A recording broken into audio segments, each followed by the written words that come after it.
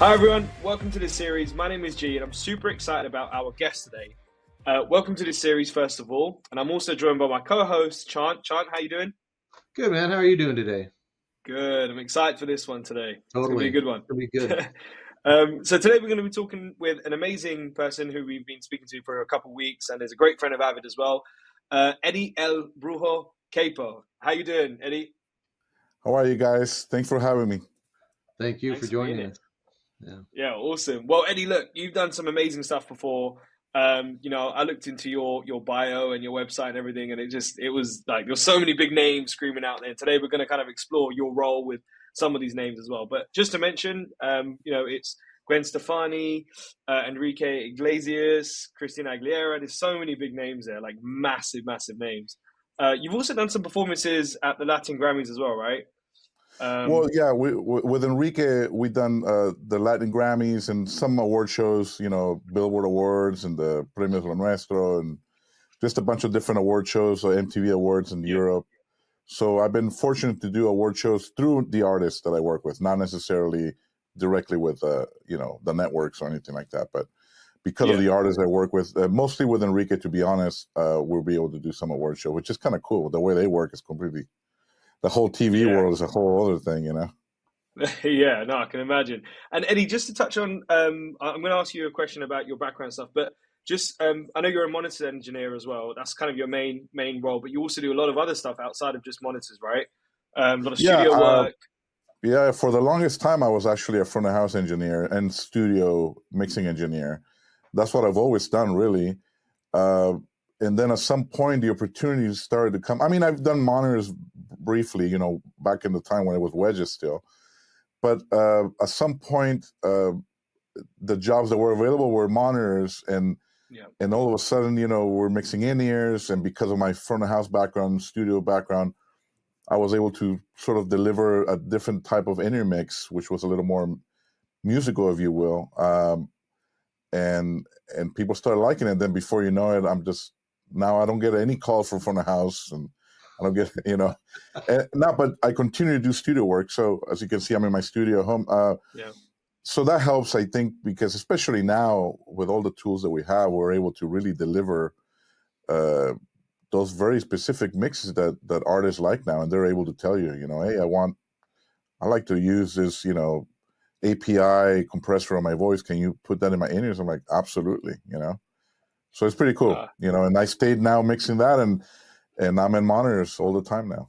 And it's fun because you wow. get to interact with the artists. So how long I you was been going to doing say, monitors specific? I'm sorry, G. How long you been doing monitors specifically? I will say monitors only probably since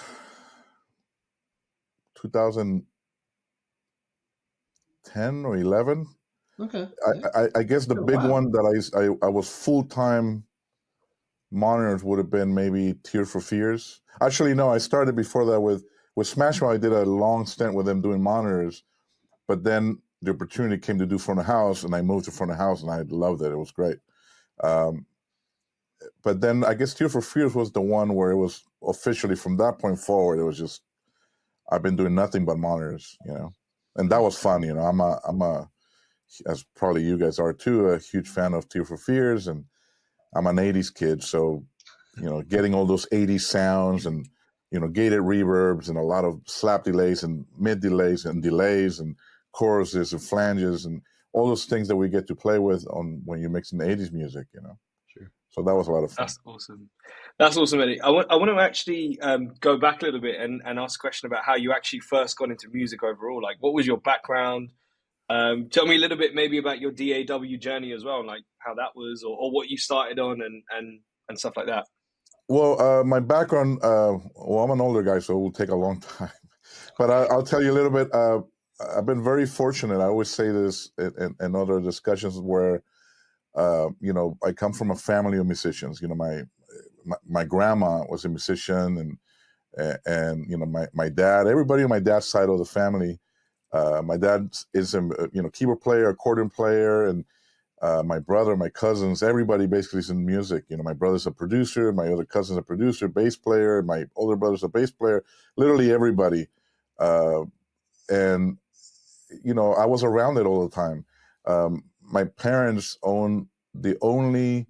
I grew up in Peru, so my parents owned the only Mexican restaurant in Peru that had shows every night, you know, and of course in the weekends as well, which is when I will go in and do stuff. So since I was like 13, 14, I would start like mixing things and like, or even younger, start mixing things at the restaurant, because it was a variety sort of show. It was like 5 different artists per night, all styles of music kind of thing.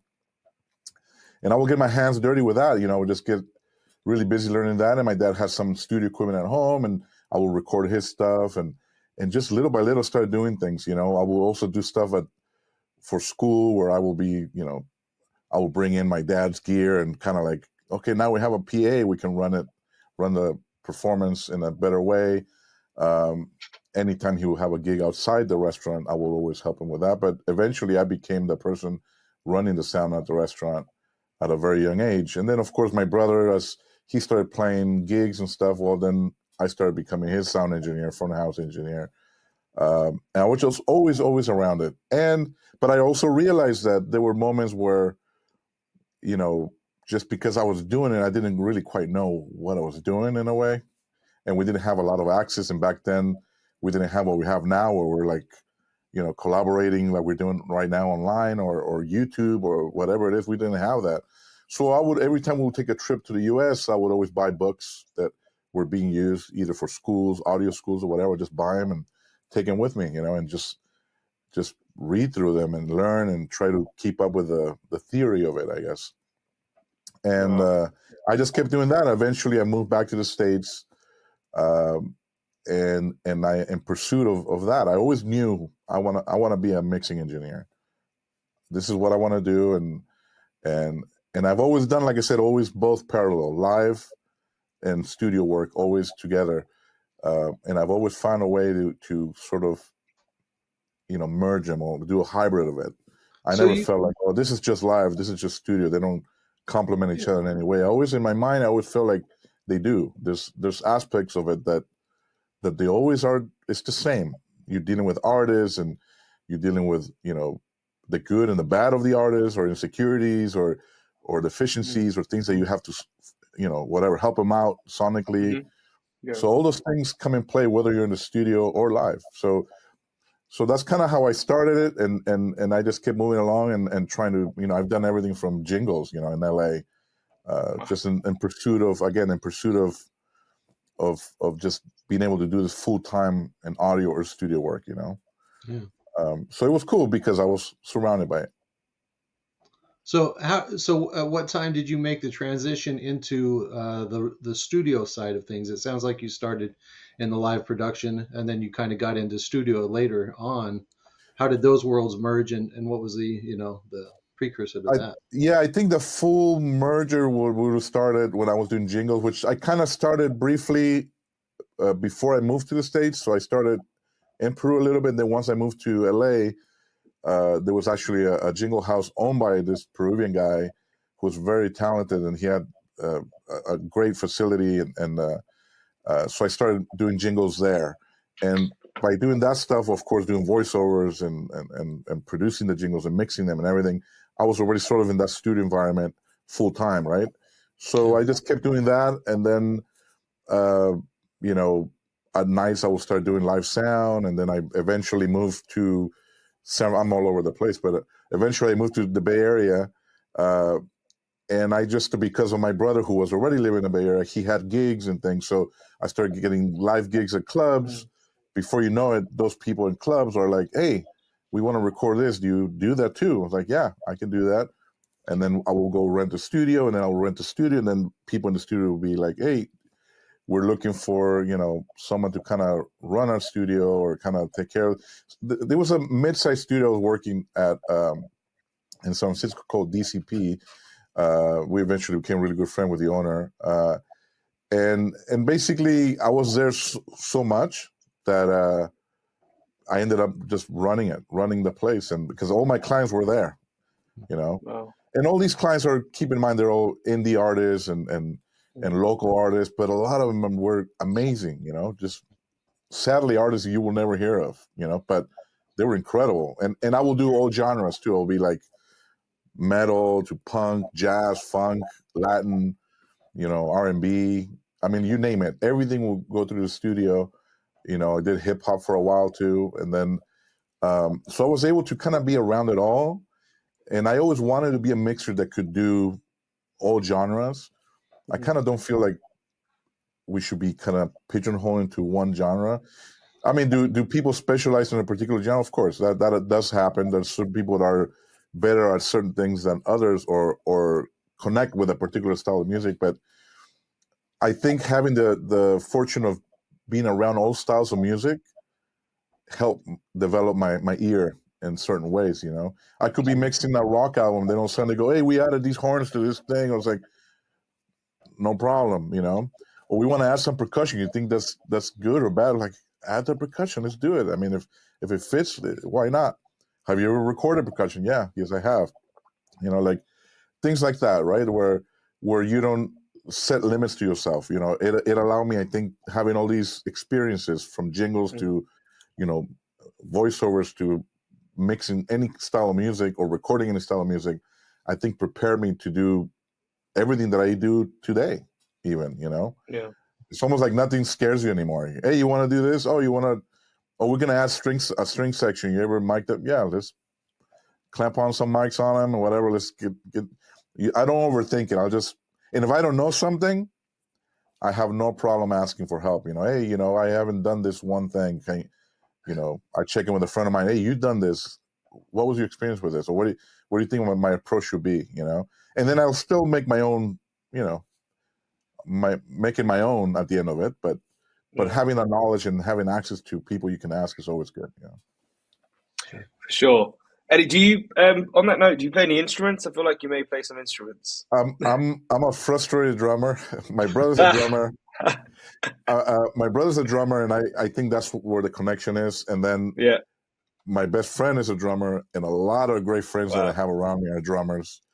I can play drums enough to fix them. I can play keyboards enough to fix them, record MIDI and then fix notes and whatever. A little bit of guitar, but just to understand how they do it. Yeah, that's really what it comes down to.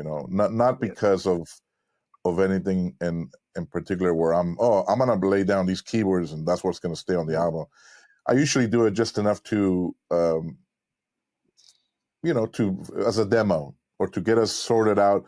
On this part, I'm kind of hearing a B3, so let me just play an organ there and whatever, and then we'll hire a real B3 player to do this, that kind of stuff. I'm not.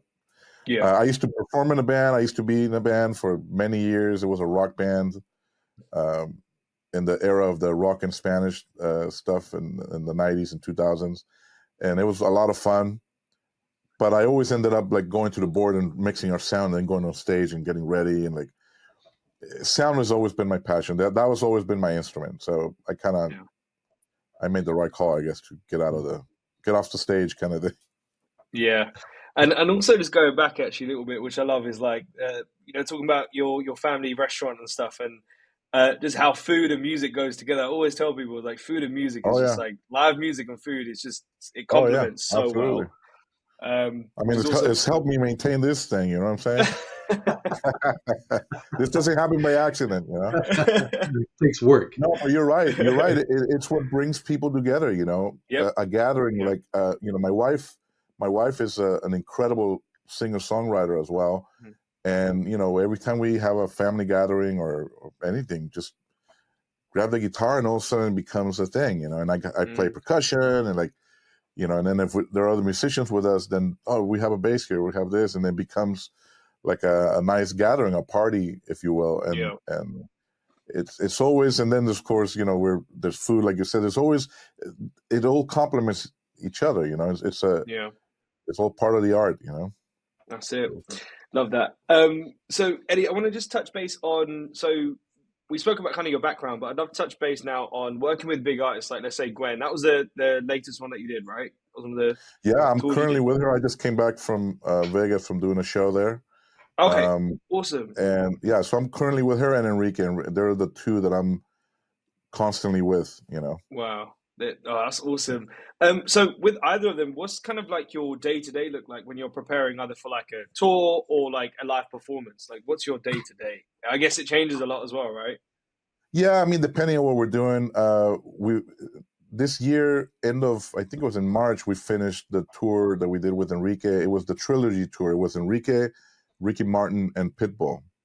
A very Wow. successful tour. That was a lot of fun. And of course, I was just mixing Enrique, uh, and then my friends Caesar and Matt were mixing monitors for Pitbull and or I should say Ricky Martin and Pitbull respectively.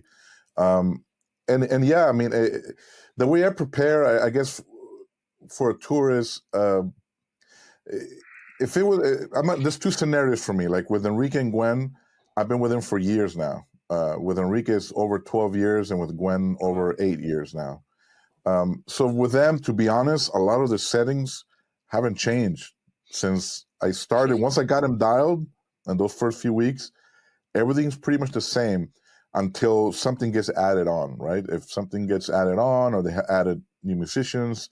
Recently, we did a project with Gwen, which is all over YouTube now, where it was she basically played her album, her new album, and it's entirely live, with her band in the backyard of her house, right? Um, and it turned out really, really, really nice. And we added an extra musician and two background singers. So when it comes to something like that, then I can prepare offline, obviously with a offline editor for the S6L, and add those things, be ready. So by the time I get there, it's already done. I can copy my mixes and do things, or build a quick mix for someone before I even get there. But it's all based on something that I already did. I love working with templates or presets that I make myself for being able to be ready, right?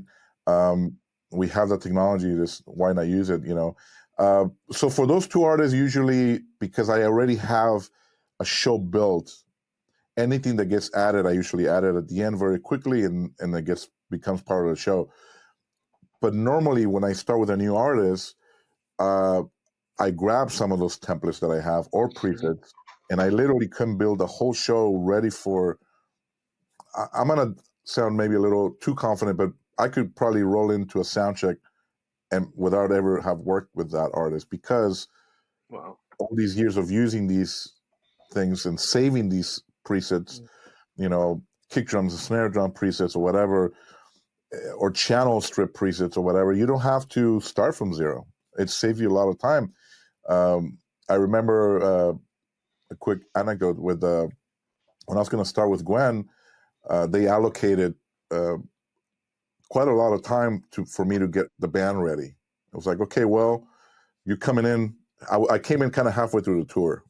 Sadly, they let go of their monitor engineer there. It was the last third of the tour over 8 years ago. And I was just kind of come in after they've been on the road for a while. So I was like, well, I can't mess this up. I have to be ready, right? So they allocated quite a lot of time for the band, and then a lot of time for her to dial her in-ears with me. Well, because again, I grab all my presets and things, and I know, okay, the drummer's mix, I set that up, bass player's mix, guitar player mix, and I just grabbed it from other shows that I've had. And they were pre-mixed, pre-dialed, pre-everything. And the band shows up and they're like, hey, so what do you want to hear? We already did a line check, of course, with a crew, kick, snare, one at a time. But do you want us to do this again with you? And I was like, one at a time. I was like, who wants kick? And who was like, no, just play a song. I go, but we haven't done anything yet. It's like, just play. Just start playing, And they start playing, and it was little. They're like, you see the bass player turning around, like, I can hear myself and I hear everybody and everything sounds good. It was like, what's going on, right? It's almost like, are you using someone's files? Like, no, which is also a thing that I don't do. But then, of course, there were things to fine tune because everybody's different. But basically, we saved a lot of time. We were done with them in less than 15 minutes. 15 minutes with the band, basically, pretty much. And So then did you use tracks for that, or did you just come in with your presets? a lot of times I do virtual sound check. I will request Yeah, virtual sound check. A lot of times they don't give you anything. For that yeah, particular show, at the beginning, I had nothing. I just really, walked in. it's amazing. But basically, I just, a lot of a lot of musicians, they like the same things with some slight differences, right? So at least I get in ballpark, and then the other changes I can make very quickly, right? And as I'm making the changes, I'm already storing in snapshots that I already have all the songs ready. And at this point, I have everybody, all the snapshots selected. I'm making global changes and then store that. And then I let them know, look, now you guys are good. If you need anything else on a particular song, I want more click on this song, or I don't want any guitar on this song or whatever, then I can make those changes. So we were done so quickly, then all of a sudden, Gwen happened to be in the building, and we said, we're done with the band. She goes, really? So I said, just bring her over. We'll start with her. And they did. I met her and I spoke to her. I said, look, I heard you were having some issues with this, or difficulty with this. I already have a pre-mix done. I have your effects set the way, I've heard, because I start gathering information from wherever I can, things that you like, and let's just build something together really quick. But you should be okay with this to start, and then just let me know, right? Whatever you need. She kind of just says something on the mic. She goes, oh, wow, this already sounds pretty. She's very, cute when she talks about certain stuff with the audio. And then I'm like, okay, cool. And she goes, let's try a song. She tries a song. I was like, this is great. Cool. This is awesome. Then, we start fine tuning things. And then she did a couple songs and she was done. She went back to change and we did a run through. Really? Right? Which is great for me, because then I could build things per song. But soundcheck, we were done also in minutes. And it wasn't, the reason I say this, and whoever's watching this at this point, is not to brag. It's more to instill the habit in people of like, why are you starting from zero? There is no reason. And they thought, how were you able to do this so fast? Because the technology is there. It's not because I'm that quick moving knobs. It's because there is no reason. People, like drummers, only hit the drum so hard. So if I already have a preset for a Beta 91 with a 52 on the outside, and it's already done, I already loaded it up there. If this drummer just hits a little softer or a little louder, fine. I'll adjust the gain slightly, but it's already there. I'm within the 80 or 90% range that I'm in the right place, if not perfectly on spot on, because most people will hit around the same way. Same with keyboards or any kind of playback system or whatever. I like to run them all line level. Same with micro. Everything's coming at the right level. And if we have to put a wire, I just remove the pad and boom, now it's mic level. Everything lines up for me. And if you do those things and you follow those procedures, or at least procedures that I'm used to, it saves me a lot of time. So we were way ahead of schedule for that. And we ran through the rehearsal and it was awesome. And at that point, all I had to do was fine tune things as we were going along per song, which was very little also, so that was kind of fun, I mean, it has to work also, I lucked out because Gwen is an artist who is very, very nice to deal with. And everybody in the team are also very nice. And nobody was like, oh my God, this is just terrible. You suck. No, it wasn't like that. It was more like very inviting and very respectful and things. But the truth is that she went through a few people before that. And she's not a difficult artist at all. I can say that publicly, not because she's my boss, but it's true. She is not a difficult artist. Some engineers just weren't listening or paying attention. That's all it is, Yeah. And same with Enrique, same with any other artist that when the first time I started, it was the same.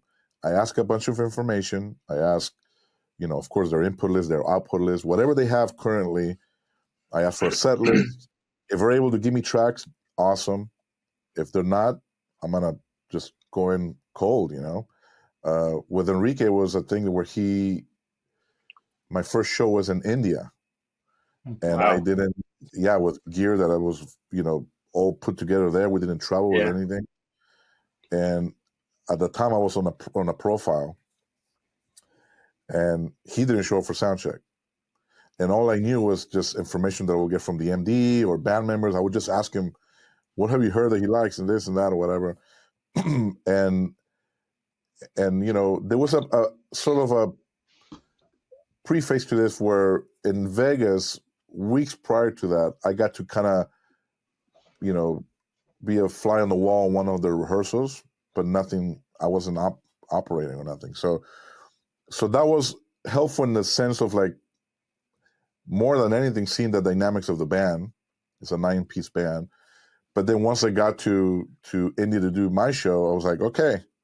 And I was just winging it, right? So I did my thing, and he wasn't there for sound check. The first time I saw him was he walked on stage. And and it went well the first day. And then second and third day, there were some things happening, and I had to, correct some things and adjust. And it was a little bit more of a process, but at least my time wasn't spent starting from zero again, because I didn't start from zero. Yeah. Same approach. It was the same approach, except that it took me perhaps, I would say, a couple of weeks to really get him to be happy. Were you using virtual sound check at that point in time? After I did no. No. Okay. I did not use no. But after the first couple of shows, then I was like, okay, band is taken care of. That's good or whatever. I was just focusing on the things that he liked, right? And just getting to learn that. I would say maybe before 2 weeks, but it seemed like a longer time in the sense of like really refining things. But by the end of that run that we did, because it was 3 shows in India, 1 in Turkey, and 1 in Dubai. By the Dubai show, I think I could say, well, okay, I think I'm in. This is good. I'm in. And then after that, from there, we just, it's been over 12 years now, nonstop. Wow. Yeah, he's great too, man. He's really easy to work with. I mean, he knows what he wants. He's very direct and goes, "This is what I'm looking for." And once I got it, I was like, I asked him to come to a sound check towards the end of that run in the Middle East. I was like, just come to. I just need 5 minutes. Just give me 5 minutes of your time. It will be great. And we're like, okay. Because I was starting to feel like, oh, he's not liking what I'm doing. This is gonna. This might be the first time I get fired. But just me talking to him about it, and he did show up, and he's like, okay, well, let's check the mic. Okay, well, I kind of like it to sound like this. I like to always feel like I'm in an arena, no matter where I'm at. I was like, okay, so you like reverb? Well, let me make this a little larger, a little bigger, but whatever. And I like it. I like, a lot of clarity. I don't like bass. And okay, very easy. Brighten them up quite a bit, which is pretty standard for singers because of the whole occlusion effect when you're wearing in-ears. But him is a little more pronounced. He likes it very crisp. So I'm like, great. Boom, boom, boom. I added a de-esser so I can crisp him up and not hurt him either. Nice. And he goes, that sounds good. Try the song, boom, that was it. And after that, his settings, I kid you not, are the same from that day all the way till today. Oh my God, because that's I don't want to change him, because he's happy. And even when I transitioned to the SXL, I brought those settings with me, which was pretty easy, and everything's still the same. Keep him happy. There's been slight differences overall to his mix. He used to like everything just pan to the left, and his vocal obviously middle. I got him now in a full mix, and he's enjoying it. So it took a while, but he's in a full mix now. So that's awesome, man. No, it's so like refreshing hearing stories like this. I love it. Sharing some gems, Eddie. Sharing some gems. I'm just yapping, and I hope I'm not. I love it. No, I love it, man. I could sit here all day. I want to just circle back, Chant. Maybe you can give just to those who may not know what virtual sound check is. Could you maybe just say what that is, just so we could let people know as well? Sure. It's the ability to record the inputs in a live environment and repurpose those recordings at a later date to remix the band. And the key is that it's top of channel, so there's no processing involved in it. So when you play it back, it's as close to being the exact same source sound coming from the microphone when the band is on stage playing it. So yeah, it's an incredibly valuable tool. You can go in and fine tune stuff. You can listen to minute details without the rest of the band on stage. Things you can do that you can't do while the drummer's bashing the drums next to the piano and things like that. Yeah. Wow. So I would you love use it, that man. as well if like an artist like didn't come for sound check or something as well? I Oh guess. yeah. Yeah, for sure. And that's kind Yeah. of why I asked Eddie that, is Yeah. because had he had tracks to play with, even though Enrique didn't show up, Yeah. he could at least listen to them in his mix, Enrique's mix, and kind of get a sense of it. But without those Yeah. tracks, it's like you're flying blind completely. So Yeah. it's as he said, Awesome. once he got him on stage and he could work with him, that's where it all the glue, the Yeah. glue came together and everything worked out from that point Oh, forward. that's Well, and awesome. one of the things too is because of the virtual soundcheck thing. Like I did with my friend Jim Yakubuski, we did Matchbox 20 last year's tour, and it was incredible. One of the coolest experiences. And I did get tracked for that. He sent me like a recording that he had from pre-pandemic. And here in the studio, I'll open them up, and I literally created some presets with some plugins and things, stored them on the thumb drive, and then, whenever I had access to the console, which was, I went to the sound company and sat there and loaded it up. Of course, I did my offline stuff, which I normally do. I was able to load those settings that I created here, Yeah. load them up, and then with virtual soundcheck do playback, and really, like you said, Jan, refining certain things. I could actually loop a particular tom section, Yep. and perhaps if it's a very quiet crescendo thing, I do this a lot actually with snapshots where things are running with time code or whatever. I could build snapshots where open up the gates right when they go, dun, dun, dun, dun, dun, dun. And then right when they're going to hit the cymbal on that one, mutes them again. Yeah. But it's all to the point where it's like precise, where it's not going to sound choked or it's not going to sound, weird or whatever. You can do that with virtual soundcheck without having the drummer. Can you try this real quick? I'm programming something. You don't have Do you to do mind that. playing Right? this So, 20 times in a row for can me? you play this 20 times in a row until I find this, or even playing with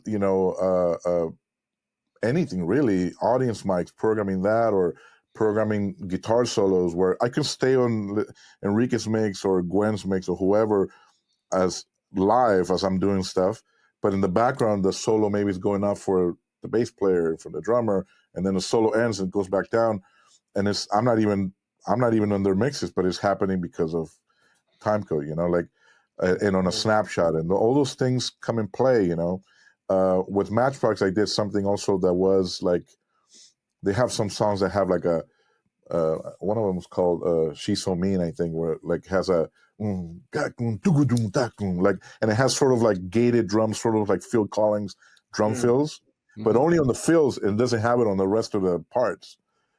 So I actually had like a function key that I will just hold down that would enable that sound effect that I have with the gated drums or whatever, and I would just hold it down, and then let go, and I'm keeping my mix going, and then all of a sudden it happens again, and just hold it down, and all those things, I couldn't do it if the band was there, I mean, I could have, but it would be annoying. All they know is that all of a sudden the stuff that happens on the record is happening in their ears, and they don't know at what point, like, how did you get that to work so quickly?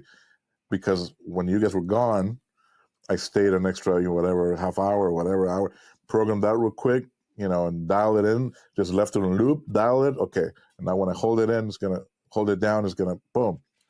It's like a burst, right? So virtual soundcheck is very useful for that, incredibly useful. Whenever I can, I use it. I use it on the stuff that I do every day. I use it to even check the mixes, make sure they're lining up with the in-ears. I don't, I'm the one to like running pink noise to everything. To me, that's annoying. Plus, if someone's listening, it's like what if it bursts or sounds bad or whatever. So I just run a song from virtual soundcheck, and I start checking all my outputs, putting all the body packs. Okay, this is correct. This is correct. This is correct. It's all showing up in the right place, and I'm done. Like, without having to run pink noise left, right, left, right, left, right. I can tell right away whether they're on or not, and then if they're correct or not. So do you ever work with the artists in virtual soundcheck? Like have them come in Yeah, after rehearsal and sit down and let's work out some of these absolutely, tones for absolutely. you? But I try to do it also where if it's a singer, maybe for certain parts, but the truth is the best way of having the singer try it is on stage, including the PA, because otherwise it won't be accurate. It'll be too clean next to me or whatever. But I have had them do other stuff like that, at least to get the ballpark thing. Or a lot of times I do it with band members. The guitar player will come over with me. Hey, can we run this part real quick? And we'll run it. How's this? Perfect. Store it, and it's done, you know. But with Enrique, funny enough, I chuckle with this because I sing a lot of the stuff, like for, I'm not a singer, let me clear that up, but I sing it with the band live as I'm sound checking with him, because it's the most accurate way of really knowing what he's hearing, right? Yep. We have the same in-ears. I'm on his pack. It allows me to check for wireless stability, and we have a stage that is behind front of house, so that adds a lot of latency or delay. So I do all that with the band. Literally, the band is playing, front of house is full blast with my friend Brad Divins, if he's watching eventually, and we check all of these things, right? It's like, okay, let's see what it sounds like with the PA on, in front of the PA on the runway, or behind front of house on that stage that we have, with his mic, and I'll sing the songs. I'll sing the duet with the girl singer with us, and it's the most accurate thing. And to be honest, it works. With Gwen, I do it, but her range obviously is different than mine, so I don't really sing her stuff, or maybe I'll sing one line just to see, whatever. But it helps. That's the best way, because a lot of times we, as monitor engineers, we're stage left, and we're like, okay, this is it sounds really thin to me. His or her vocal sounds really thin to me.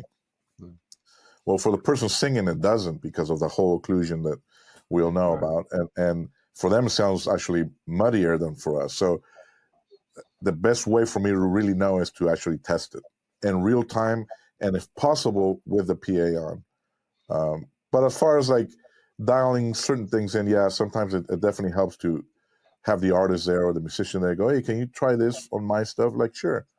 You know, or I had drummers come in and like, what do you have on my snare? My snare sounds cool. And they'll come in and I'll be playing it back, and they'll see what I have, and they go, and they have their producers or engineers themselves, they go, hey, do you mind just maybe adding a little bit of this, or maybe take some of this out? I was like, sure. Or if they want me to take something out that I really feel sounds good within the mix, because it's not just their mixes, I have to make those sounds work for everybody. Then what I'll do is I'll split the snare and get it dialed to the way he likes it, the way he wants to hear it, and that's the snare that goes just to him, right? And then the other one goes to everybody, you know. So yeah, it's anything to keep him happy, because if the band and the artist, if they're happy, they're gonna perform better. If they perform better, everydy's happy. Right? It all starts with you, man. You get it right for them, they'll be happy. That's the way it goes, you know. It's like, and it's just, and it goes without saying that I'm able to do all of this not just by myself. Also, yes, I'm the one mixing and making these decisions, but we always have a team around us, right? You know, we have someone taking care of my RF, or I have a monitor tech who's taking care of a lot of things and getting my gear ready and set up the way we like it, or I like it, right? So it's not just me. I'm the one just running the board, but yeah, it's a team of people that's making it all happen, you know. For sure. That's awesome. So Eddie, you've worked with a number of great singers over the years, and you know, I guess my question would be, how do you make sure and stay focused on them, make sure that they're hearing what they need night after night? Yet you obviously have some big bands as well to deal with. How do you keep them happy as well? You know, from night after night. Yeah, I mean, that's a good question, because what happens a lot of times is we could tend, because it's happened to all of us at some point, where just to focus on the singer and like, oh, sorry, now I can't really take care of you. Like, I personally don't like to do it that way. I like to make sure that everybody's taken care of, even if the quote unquote boss is the one singing. If the drummer's having issues, I can't ignore them, like, because What if his in-ears are falling out or breaking or cutting out or whatever it is? I have to attend to that, otherwise they won't be able to play. And when they can't play, then, like we said before, everything collapses, right? So I pay the same attention.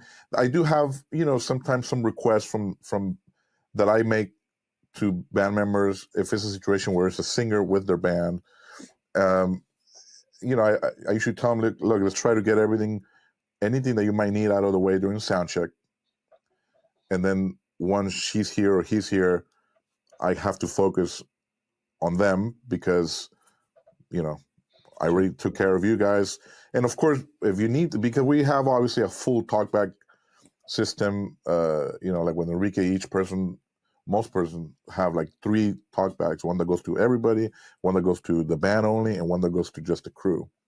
So the guitar player can lean over and just say, hey, my guitar's cutting out, or my patch hasn't changed or whatever, and only we hear it.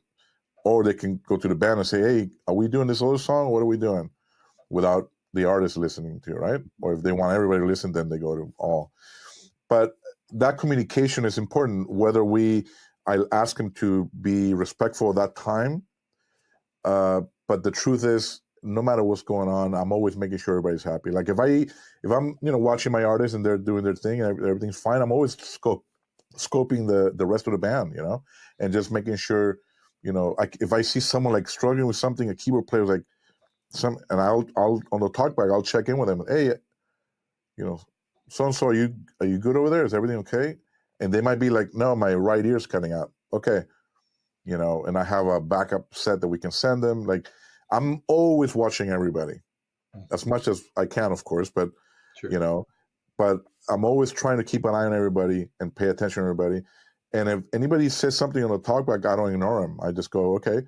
But if I'm doing like a bunch of cues for the artists at that point that are not programmed, that are actually live, then it might take me a quick second to get there, but I'll get there.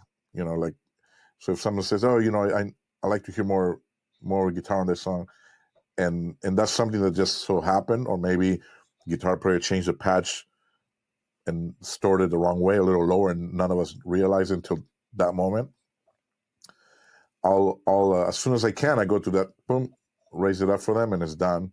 And they know I'm taking care of them, and they know it's going to happen, whether it takes me a quick second or not. So I think that's important to not ignore them, and to always make sure that you're paying attention, not just to the artist, but every band member, or even production. We have mixes that go to stage managers, production managers, pyro. If the pyro person can't hear the mix, or their mix is cutting out, that could become a dangerous thing too, because they might trigger something on the wrong spot. So I take care of everybody, and I treat it as like it's all important. It's all part of the show. I have to pay attention to everybody, no matter what. That's great, man. So you'd mentioned that you had kind of moved from Profile over to SXL. Was that an immediate transition? Did it take you a little bit of time? And really, what kind of made you decide to make that jump over to SXL? Oh, I was patiently waiting for it to come out, and kept asking for, is any board coming out? Is anything on the works back then? It's like I literally had, other companies, of course, that were available at the time, sending me boards at the house saying, you should try this, and there was nothing on the works coming out for. I was like, oh man, but I wish they were sending the boards, and I still didn't connect with them. There's always been something of the way your software is on Venue that I've connected since day one, since the Profile came out, or since the actual Venue came out, that it just makes sense in my brain. It just, the way it works is, it's very easy to understand, and there was no other format will convince me otherwise. So once it came out, it was a very easy transition for me. Literally, my files will basically open. My Profile files will basically get converted, and now I'm on an SXL. I felt right away that the preamp sounded better also, and the workflow to me is better. I like the surface. So as far as how easy it was very easy for me to transition. And one of the things that I continue to like about it is and we spoke about this before briefly, is automation and how easy it is to program, right? Also, because I do studio work and the integration with Pro Tools with just, an Ethernet cable, it's like, you can't go wrong with that, And as you do your snapshots, it's hitting markers on Pro Tools. Then after we do a show, after we do a TV thing or whatever, all of a sudden I get asked, hey, can you mix this song? And I just open it up in my studio or in the hotel. I know where the song is. I don't have to find it by a waveform or whatever. Boom, there it is. All that integration and all the features that it has, how I'm able to program, function keys or macros or whatever they want to call them. It's amazing. It definitely makes me worry less about that part because everything's all there. Anything that I program, like talkback switches or any kind of function like a reverb burst or whatever, it's easy to program and have access to it right there in front of me, and it just works. It's simple and it works, even if you don't have time to program a show, you can go ahead and just basically plug in and go and start mixing. You don't have to be a coder or an IT guy to get it up and running, it just works, So there are many reasons why I like it, as you can tell. I really like the console. So yeah, I mean, I'll, time and time again, we're always trying to learn and grow and learn new things and different things, but I always revert back to the SXL because it has everything that I need for what I do for my artists. It's easy. It's stable, and just all the automation features that it has to me are priceless. I'm going to touch on advice in a second, Eddie, but just before that, I had a little question for myself. So my background is more audio, and I just love live performances. So this is something that I would love to ask. But advice to someone who's a Pro Tools user, and they want to get a bit, how is a relationship when you're in the studio when you're using Pro Tools similar to when you're using an SXL? Like, do you see the similarities there as well? And what advice would you give to someone who's beginning of their career, no idea what to do? Yeah. Well, the first question, as far as the similarities, I think the similarities in the sense now that because of the way the technology is, and also not just with in-ears, right? With in-ears, we can get away with a lot of things. Like if I want to add a little bit of air on the vocal, no problem. Like 16K, just crank it. Not a big deal because we're not using wedges, right? Yeah. But and same with front of house. We have the PAs now are so great, and they could be directional, and they could be built and design it in any way you want, and the way they cover and the way they eliminate sound blowing back onto the stage. So you can get away with a lot of different things when it comes to sound of how we will do it in the studio versus how we do it live. You can do a hybrid of that. You can excite the room with more studio-like mixes. And lately, for the last 10 years or so, you see more of that, or I should say, you hear more of that in front of house, where mixes sound more like a studio, and they're actually being done live. Like they're putting plugins that they use in the studio when they made the record or when they mixed the record, and you can get that experience now. The audience can get that experience. I try to give that experience as well in in-ears, and we're able to do that because obviously we're in in-ears, but because I'm able to prep here in the studio, create some presets with some plugins, try them out. It works. I would say 90% of the time. Every now and then you might find something like, this probably didn't translate, but let me try this other one. Oh, then there you go. Then it works, right? So it's totally doable. I feel like your creativity is up to you at that point. You create your own limit of how far you want to take it. I'm definitely not a set it and forget it type of person, so I'm always trying to find new things, new ways of making it better for the artists and also and for the band members, and give everybody a better experience. So yeah, that's where it becomes very helpful to do that connection between the studio and the live scenario now, which we're able to do. Before it was a little harder, right? And then your second question, what advice I would give someone who's starting out? I will say just be a sponge. I know it's cliche to say it, but it's true. Like, even I mean, I've been doing this for 30 years plus, more than 30 years. Jesus, I'm old. Way more than 30 years. And the one thing that still happens today, and I'll probably go at it again after we're done with this, is learning, right? You're always learning, I know, I consider, for instance, that I know the board really well. I'm not even certified, but I've learned it, right, to a point where I know it very well, and people even hire me to go consult with them and get it set up for them, right? But I'm pretty sure there's a lot of things I don't know. So, I will hit one of you guys up and say, hey, I'm kind of stuck doing this, and how do you get this part done, right? Or it might be a feature that I've been wanting forever, and maybe I didn't realize it's already been implemented, and I'm still thinking it's not there, maybe, and I have a workaround, perhaps. I don't know. My point is, you always got to ask and feel okay with asking, and be a sponge with people around you who know what they're doing. You don't have to take it all in, but at least grab what you feel is useful to you, and then you can discard the rest if you don't want to use it. But always be a sponge. You're going to learn something from anybody, whether they have 30, 40 years of experience or they have 5 years of experience, because they might just have a different approach because of that, because they only have 5 years doing this. They might think of it different. They might rationalize it differently. So I feel like we're constantly learning, and there's always room to grow and room to be better at what we do by just asking. If we don't know something, just ask. So I guess to sum it up, my advice for anybody starting out is just ask. If you don't know something, just ask and keep learning. And don't be afraid to try new things. In school, they might teach you like, oh, well, this is how you EQ a kick drum. Well, there's so many variables to that, Who's the drummer? What kind of kick drum? What kind of heads? Is it padded inside? Is it not padded? Are you in a tiny room? Are you in an arena? Like, we can go on and on. So what they're teaching is just a reference of what one approach could be.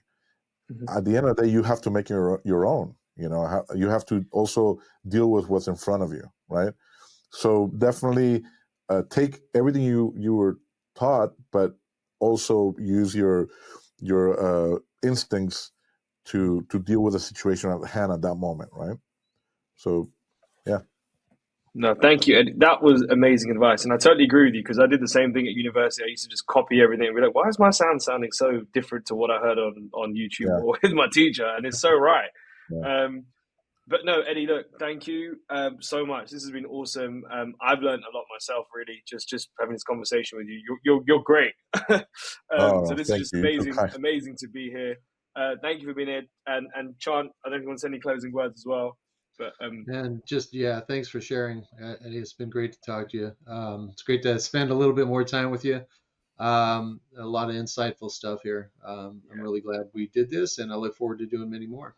Yeah, thank you guys for having me. I always appreciate these kind of things where we get to share a little bit, but more than anything, I appreciate you guys and Avid for your support, your unconditional support always with me throughout my career and with my artists.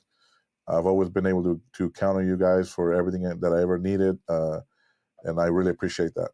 And hopefully, we'll continue to do so. Absolutely. Thank you, Eddie. Thank you, Chant, so much, and everyone out there, thank you so much, and we'll look forward to seeing you on the next episode. Thank you. Bye.